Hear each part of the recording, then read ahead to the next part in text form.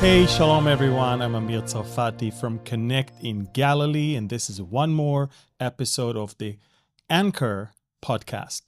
And today, we're going to host somebody from within our ministry that has a huge vision for the young adults in America and actually all over the world. We're going to talk to Jason Koemans, our director of tours and conferences, who is now undertaking a much bigger role in light of our new vision, which we want to expose to you probably for the first time. So without further ado, Jason, shalom. How are you?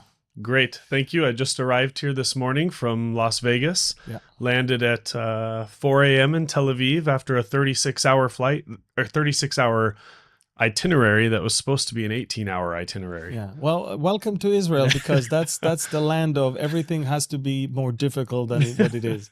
No, but it's a joy to be back after 2.5 years of not being here. So that's true. Ever since the war started, we had to cancel we had to cancel all of the tours basically, and we just resumed them. And but Jason, it's interesting because this is exactly how we got to know you. Yeah. You came to Israel on one of our young adults tour. Yep. I remember that was the time that was pretty rough for us as a ministry. And I was looking for a personal administrative assistant to help me. You were not even looking for a job at the time. You were working for a very big company in Las Vegas, and you joined our young adults tour. What made you come on one of our tours? Well, yeah, I mean, and the company I was working for was actually at the time we were living in Phoenix. Oh, that's true. Yeah, Phoenix, and I was at a point in my life spiritually where I had come out of Bible college and I had gone through a pastoral internship, and but we had this new calling to go down to Phoenix and take on I took on a new job with a big golf company in the States. And throughout my time there, though, I'd gotten to this place where I realized my family's in a new place now where we don't really know anyone.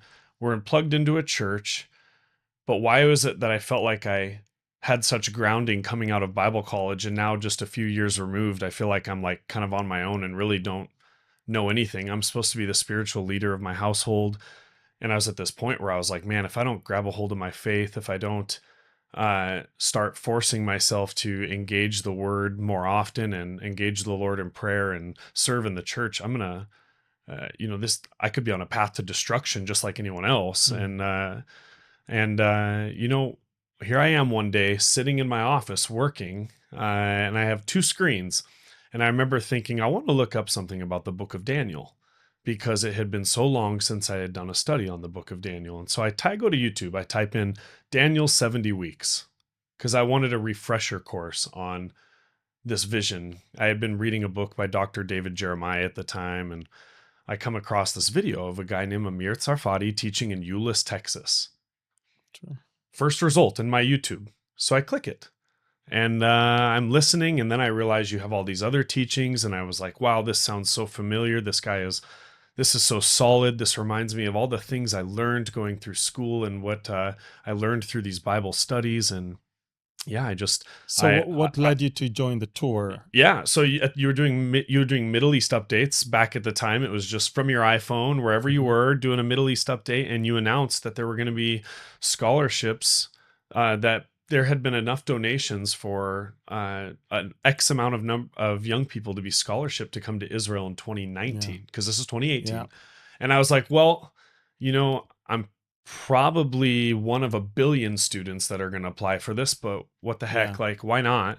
Yeah. Through all those studies, I had grown to have a reignited passion for Israel and understanding how God is moving in the world today through Israel. And so I was like, well, I'm going to try. So I applied, and the ministry reached out.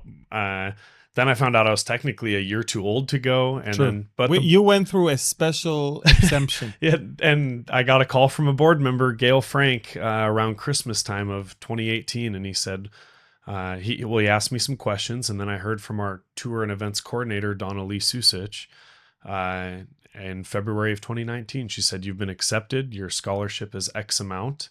And that is how I ended up here. A lot of people don't know, but first of all, our tours are not there to make money. Yeah. And not only that, but when it comes to the young adults, we're actually paying for the people to come rather than, when I say paying, I'm saying covering the tour expense. So it will not be only those who can afford should come to Israel. Yeah. It should be for anyone who has a calling, anyone whom we feel should also be part of this. And we have people from the Philippines and Japan, people from other parts of Southeast Asia. We had people from Europe, Eastern Europe, Russia, Western Europe. There were like over a dozen countries represented on tour. On my tour in 2019. Yes. So, and then of course America, Mexico, Canada, and others. So yeah. So I found you on YouTube, and the next thing I know, I'm on one of your tours in Israel. Yes. And then again, that was 2019. The world was different. It's a different world. 2019, it's almost like BC, before crazy COVID and everything else. Or BC before COVID. Yeah. But the thing is, shortly after that, you showed interest, or even during the tour, you already showed interest in helping us in that need of, because you were sort of an assistant to a CEO at that time. Yeah, I was an executive assistant, and it was actually, you happened to be sitting in front of me on the bus. And I didn't even talk to you. I talked to someone else, and you overheard. Well, no, I was telling one of our other staff members what I did for work. He was asking me about it. And you turned around on the bus and you said verbatim, "Well, if your boss ever kicks you out, let me know. I need an assistant." And I didn't even, it went in one ear and out the other. I was sure I would retire from where I was before. It was that because most people did. Well, look, a lot of the head people are Christians. They're a faith-based family. They took very good and continue to take very good care of their employees. It was an awesome work environment. They had a very low turnover rate. I just assumed, looking around at my peers, like, wow, a lot of people retire here. I probably will too. And so I didn't take you seriously. Like it didn't even stick with me for 3 seconds. But it wasn't until 2 days later, when we were, I think, at Capernaum, that Donna Lee walked up to me and she said, "So I know you probably thought Amir was joking, but we actually really are looking for an assistant for him." And that's where everything started. And I remember you got back and we told you, why don't you pray about it? Talk to your wife. Yeah, you said pray about it for a month. Yes, a whole month. I don't want to hear from you for a whole month. Pray and make sure this is something. And we also needed to pray about that as well. Before we know it, I think by September of August, you were already, you joined us. And a few months later, the world changed. Yeah. Literally, a few months later, the world changed. So that began a whole series of interesting seasons and challenges that we as a ministry went through and developed into what we are today. So take us through that journey for you. Yeah, I mean, from your perspective. Well, especially like we always say, hindsight is 2020, and no pun intended with the 2020 being the COVID year. But the point being, you're not always going to see what God is doing and know everything in advance. And in fact, I would say that that's seldom the case. It's when you look back, you realize, man, at the time I was questioning that, but God was totally involved in that. And as I look back, I see these stepping stones. I mean, come on. I find you on YouTube. I end up on one of your tours, and I just realize what I was doing at the time, God was using that season to prepare me for what I'm doing now. And, so I joined the ministry in August of 2019, and just within a few months, reality around the world has changed. By the time it's February of 2020, which was our last tour before COVID, the whole world's going into chaos, lockdown. No one knows what it's going to look like the following week. But it was amazing how that was like, for me anyways, from my perspective administratively, and just seeing what we were doing online and in person, while our in-person engagements took a hiatus, God used that season of COVID to just blow open the door for online ministry and reach so many tens of thousands, hundreds of thousands of people all over the world. I think in new ways. We may have tripled our audience during COVID. Yeah. And it's kind of stayed like that since. But, and again, even then, I don't know if it's secretly, but your heart was still beating mostly for the young adults, and you were, and you still, all the way until recently, you were hoping to somehow at some point get to the point where you will be more involved in that. Well, yeah, it was really cool. Like, even in my role as your full-time admin, because of the nature of how small of a staff we are, I still got to be involved in a lot of things that weren't under my job title, but they're under the ministry's job, the ministry's needs. And so I got to be involved in a lot of really cool things. Our young adults tour post-COVID in 2022, our young adults retreat in 2021 that we hosted in the US as a supplement, because we weren't doing anything for young adults for a couple of years. I still got those opportunities to interact with young people. And we had a young adults discipleship, YOD for our listeners, that lasted throughout the COVID season to disciple young people online that I jumped in on and listened to occasionally. There were still those opportunities, which has been a really cool blessing as well. So it's not like I was glued to just what was in the job description. I had God and the ministry opened up so many other doors for me to have some hands-on experience too. So from the get-go, the ministry did have a heart for the young adults, but we never put a big emphasis on it. Yeah. Young adults tours was about our emphasis. Exactly. And we whenever we could do more, we did more, but it wasn't really truly the calling of the ministry at the time.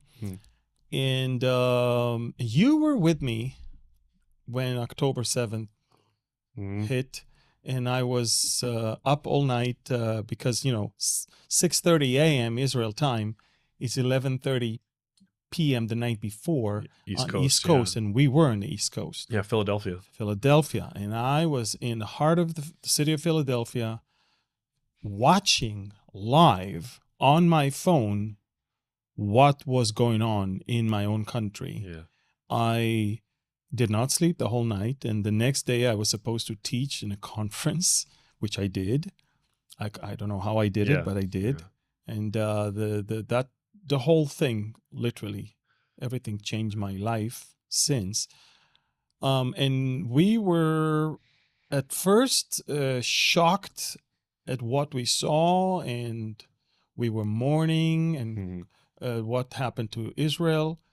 And less than 2 weeks later, everything turned around, and we were exposed to, in fact, I'm taking my words back. While we were in Philadelphia, 2 days or a day into it, the next day we saw a pro-Palestinian rally marching down the streets of Philadelphia for the Palestinians. And this is before Israel did anything to respond. We did not even recruit and drafted the soldiers to go and fight yet.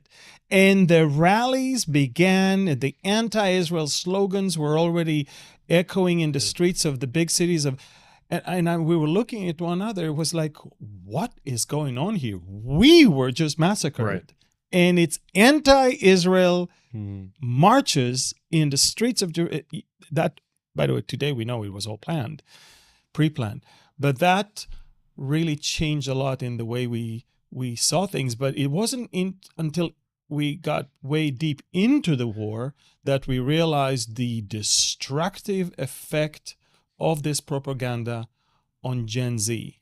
The Gen Z that is exposed on TikTok to propaganda, lies, and manipulation. The algorithm will only show bad things and many times cooked videos from Gaza, where Israel was portrayed as the aggressor and the killer, the baby's killer, and all of that.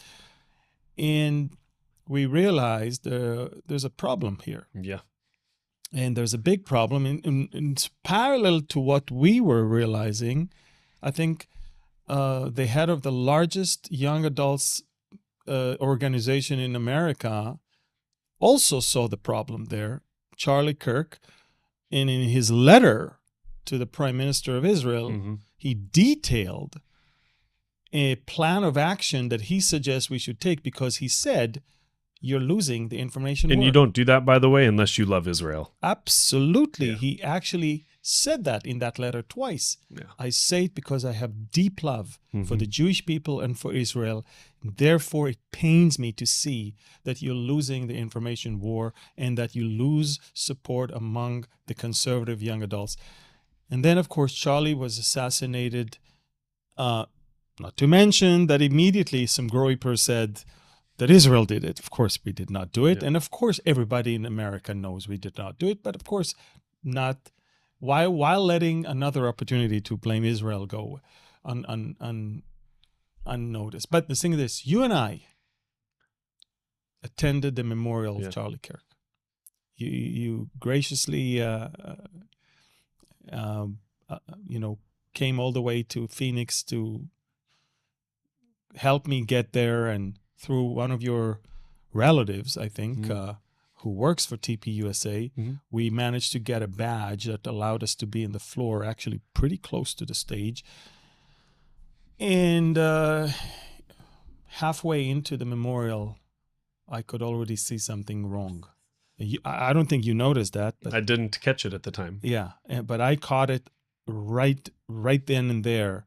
I saw how Tucker Carlson took the stage. Of course, I already knew how obsessed he is with Israel, but I didn't think he's going to go that low and in Charlie's memorial do that. Right.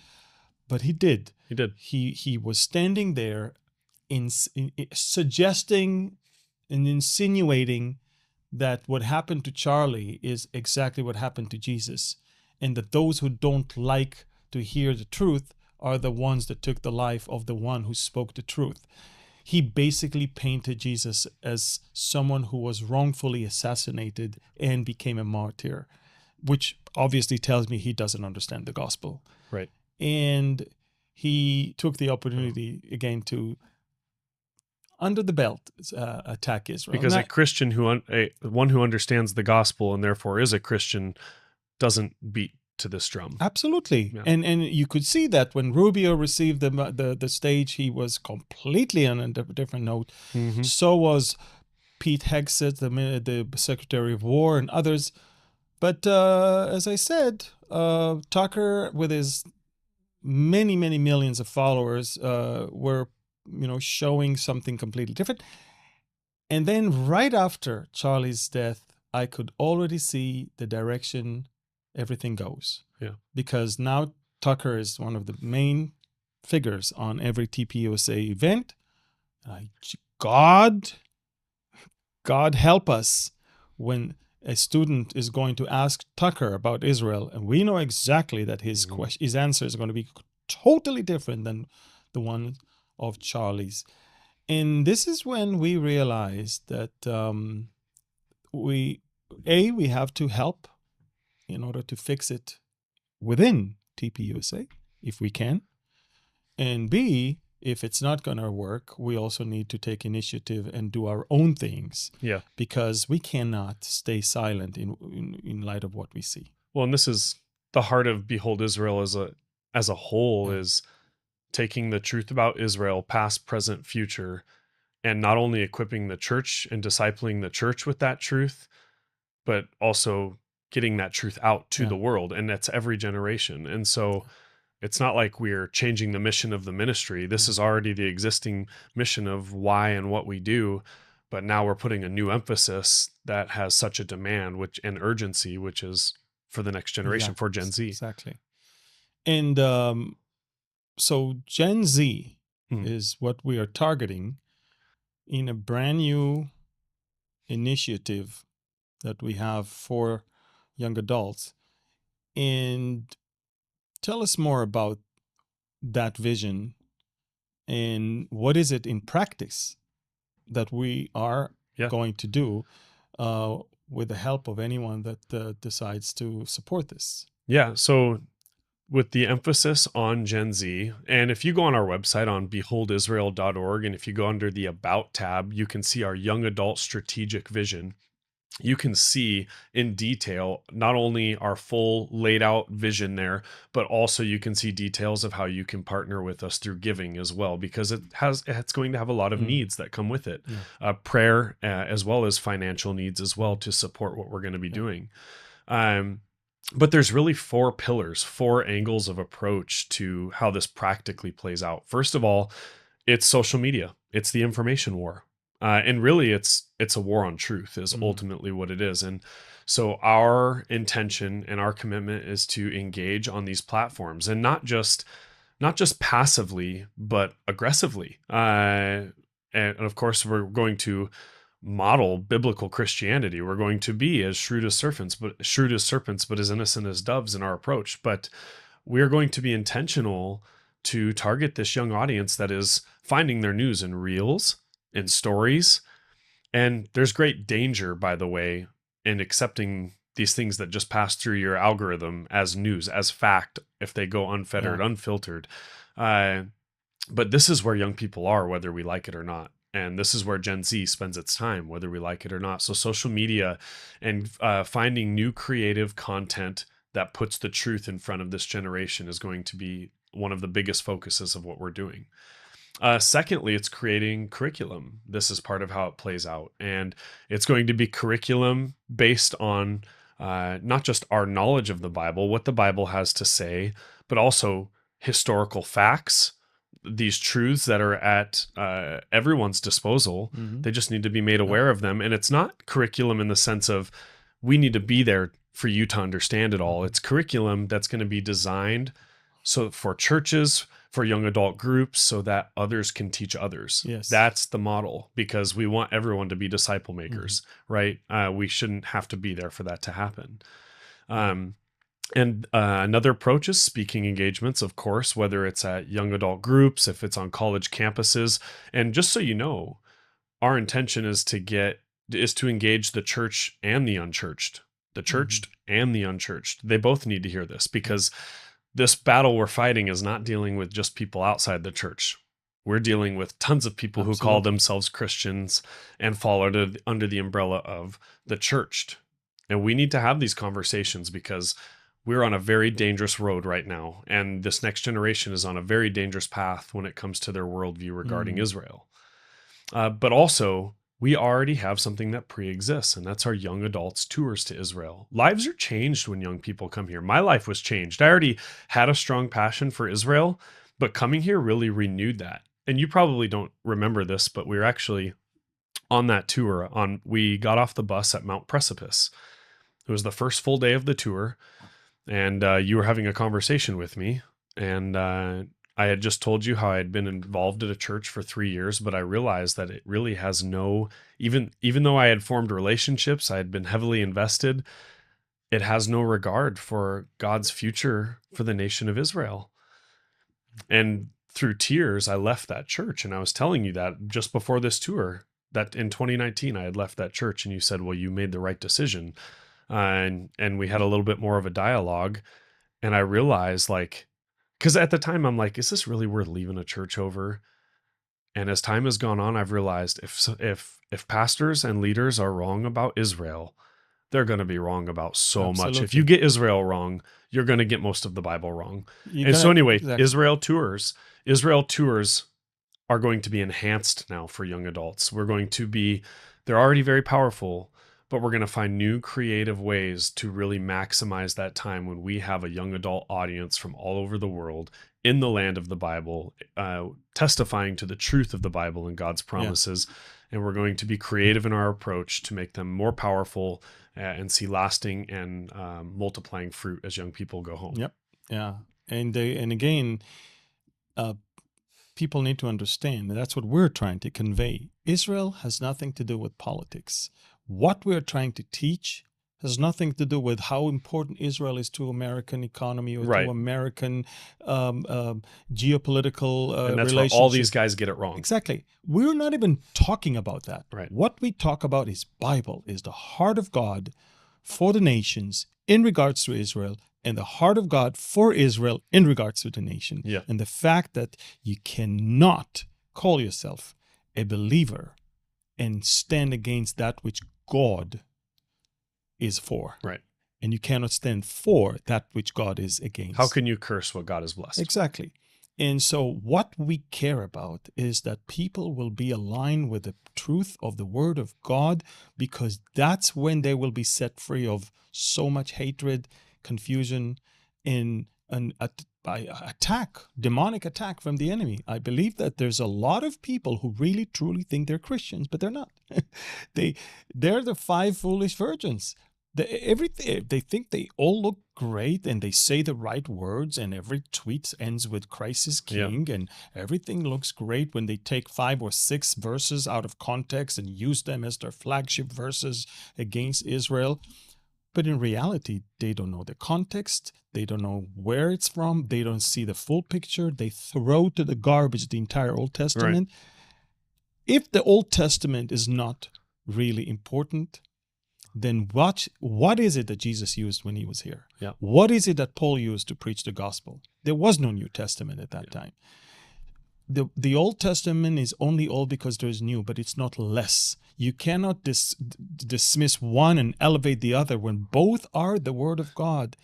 And so we aim to bring people to the full understanding of the message of God and the fact that God's handling with Israel actually should be celebrated, not anything less. And so, I think that I'm really looking forward to what this Gen Z focused initiative is going to be.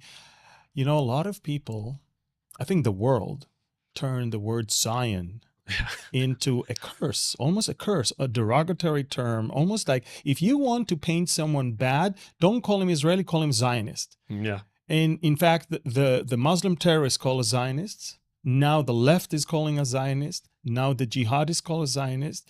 And now the conservatives. And now the conservative right is called, I call it the Reich. They call us Zionists. Yeah. And it's funny because in the Word of God, God is the biggest Zionist ever. Yeah. He chose Zion to be his dwelling place. Yeah. He invented the name, and he's the one who says, I will bring them back to their own land. This whole vision of Jews coming back to the land is not even man-made. It's God-made. Yeah. It's not even possible for man to do that. Up until today, there's not a single reasonable explanation or to the birth or rebirth of Israel. There's no such thing in history. And isn't it like there's 2 things that come to mind? One, I think it's ironic in the worst way that when I see Christ as King in someone's bio, I automatically go, oh boy, here we go. Exactly. And then I go into their feed and I realize more often than not, these are the most vile, self-proclaimed Christians and conservatives in America. They hijack that term. Oh yeah. You go into their bio and it is the most or not their bio, their feed, and you're seeing the most vile consistencies. You're seeing profanity everywhere. And it's all covered up by Christ as King. It reminds me of the emblem of the yellow ribbon of the hostages, and the left here who wants to topple the government hijacked it. And now next to every name that you see a yellow ribbon, I don't even need to check. I know he is anti-government rather than pro-hostages. I see. Same thing. And so, I mean, you see that and you realize, man, it's almost like anyone who's using pronouns. You know exactly where he's at. Hello? Yep. And who would use it? And on the other side of that too is, or I guess alongside that would be, I think it's really alarming, and it should be a huge wake-up call to those who call themselves Christians. Here you have in Ezekiel 36 what you just referenced, and where God says, when you're out of your land, my name was profaned among the nations, not because they were cursing his name, but because the nations were making fun of God, were mocking God. Aren't you God's people, and why are you not in the land? And so he says, it's not for your sake, O Israel, that I'm about to do what I'm going to do, but it's for my holy name. Absolutely. And he says, and the nations are going to know that I'm the Lord when I put you back in your own land. So here's what's crazy. God says the nations are going to know, yet the church doesn't even know. In fact, the church So sad. is profaning God's name because the people are back in the land. That's how diabolic it is. That is so upside down Yes, and backwards. yes. It's so inverted that now we have those under the umbrella of Christianity that are profaning the name of God because he's fulfilled his promise. Absolutely. And I think I tweeted that this morning. The good thing is, at least, there's only one good thing about this anti-Semitism that is spreading all around, that is sourced out of this replacement theology. The funny thing is that because when the Jewish people see that even their closest friends, the conservatives and Christians, are now turning on them, eventually they'll move to Israel. And your anti-Zionist notion helps promoting Zionism the most.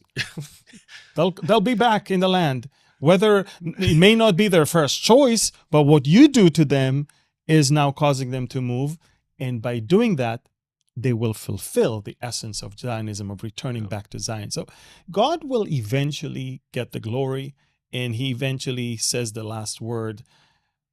The question is, where are you in this? Yeah. I always say, eventually, things are set to happen. Jews will be back. The Antichrist is going to rise. Ezekiel's war is going to happen. The tribulation will happen. You cannot stop these things. No. The only question is, where are you going to be when these things happen? And it's based on your decisions, your actions, your words, and your stance. So I truly pray and hope that this new vision that we have will be fully Holy Spirit filled. Yeah. We don't want to do anything. Yeah. Anything, nothing. I mean, honestly, nothing. If it's not from God, we are wasting our time, our resources. Like Moses said, God, if you're not going, we're not moving. And that's what I always sign on my books. Exodus 33, verse 13. If and for me, it's important not only that it's from the Lord, and of course the Spirit of God is behind it, but also I want people to support it with conviction. Mm-hmm. Not just, you're doing that. I want people to understand how destructive it is for their own families, their own churches, their own communities, and to pray and give and support because they understand what the stakes are here. Well, and I think that really sums up, I think that leads us into why prioritize this? Exactly. Why, like you use the word sincere with conviction. And I think that's a really good word because why? Like why? Because it's destructive. Yeah. Like why? It destroys everything because once you start questioning Israel, you start questioning prophecy. Third of the Bible is through the window, and you have a problem with the character of God.